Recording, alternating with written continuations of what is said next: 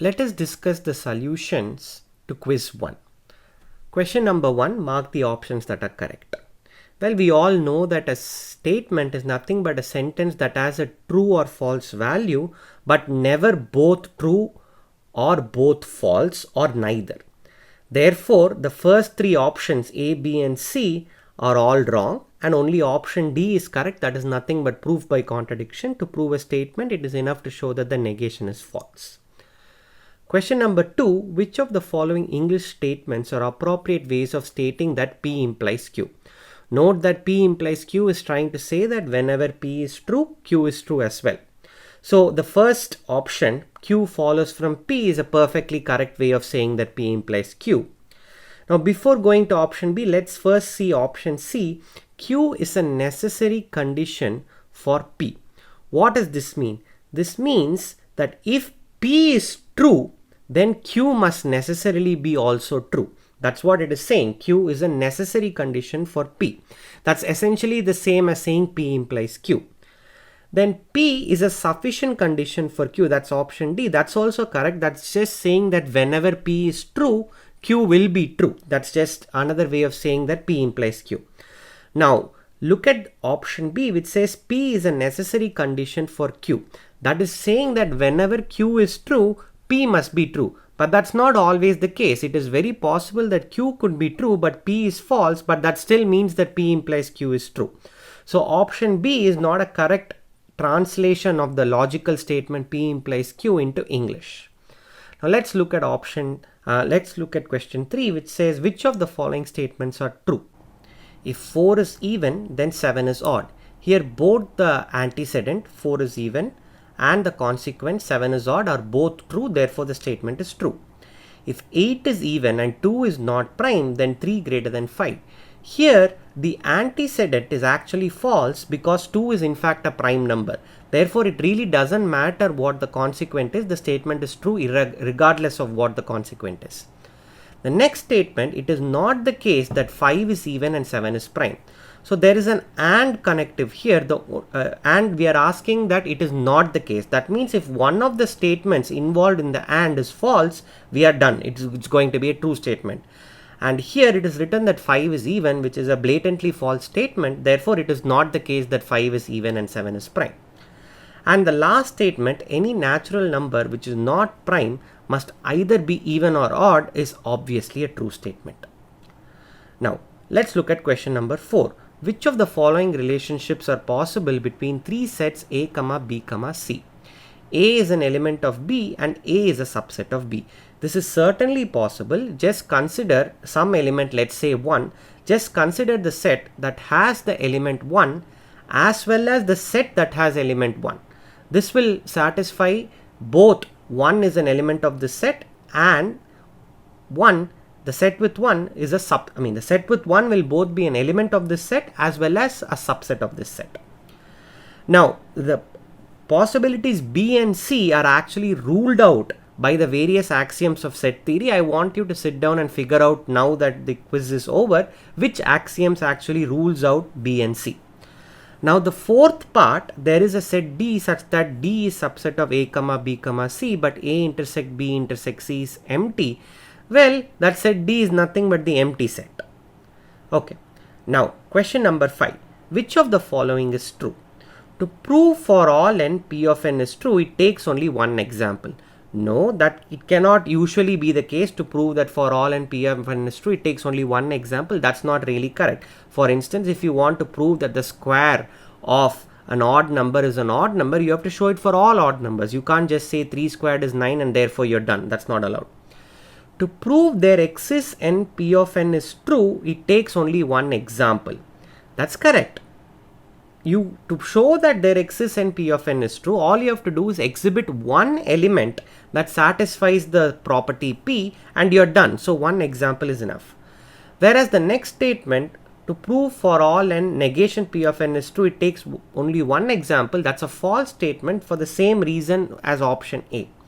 And finally, from the discussion of option B, it should be clear that statement D is also false. There exists n P of n. That's a perfectly valid theorem if you can show that there is some element n that satisfies P of n. So you can prove theorems by just exhibiting one example.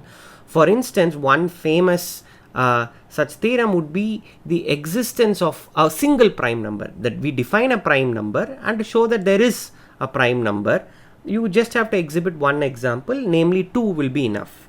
Okay. Now, the next question is just De Morgan's various laws of De Morgan. So I'm sure you must have seen it in school, so I'm not going to discuss this in any detail. This is just various properties that you can get quite easily. Some of these are just trivial, especially the first one. It's certainly you don't even need to do any De Morgan for that. C and D you need to use De Morgan's laws. I'm sure you have learned it in school. Now, which of the following is a plausible strategy for proving that a set S is countable, possibly finite? Show that there is a surjective function from S to the natural numbers. This will certainly not work because there are plenty of surjective functions from the real numbers to the natural numbers. Therefore, that you cannot conclude that the set of real numbers is actually going to be a countable set just from this. Show that some subset of S is countable. This will again not work because the real numbers will have the natural numbers as a subset, but the real numbers will be uncountable. Note, I have not yet shown that the real numbers are uncountable. That's going to be in the next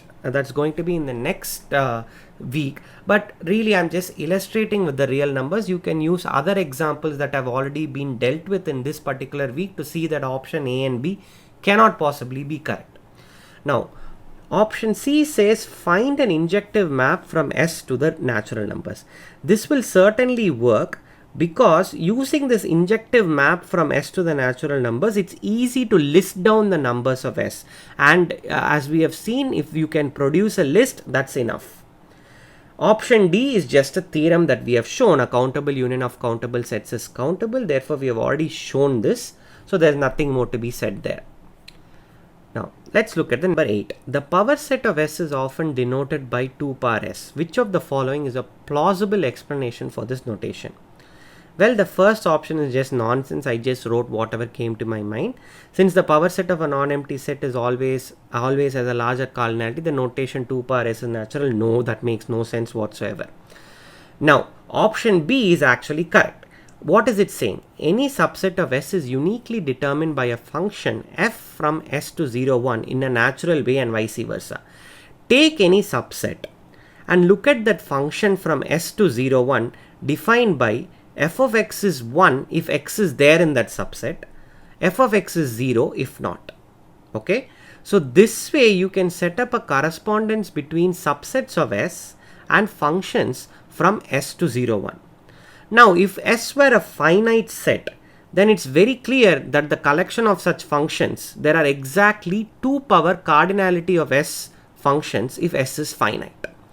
Therefore, we reuse this notation and just say 2 power S even when S is an infinite set. Now, option C uses the same reasoning. If you have a finite set, then the number of subsets of S is determined by the number of 0 element subsets, which is given by n choose 0, number of 1 element subset, which is given by n choose 1, so on, and number of n element subsets, which is n choose n, which is actually just 1. So this is another way of justifying that, and the number of subsets we have already seen is 2 power n, and we have this identity. So C is also a justification. Now D, the notation is easily justified by the law of exponents. Well, that's again complete nonsense that I have written, so that's also not applicable.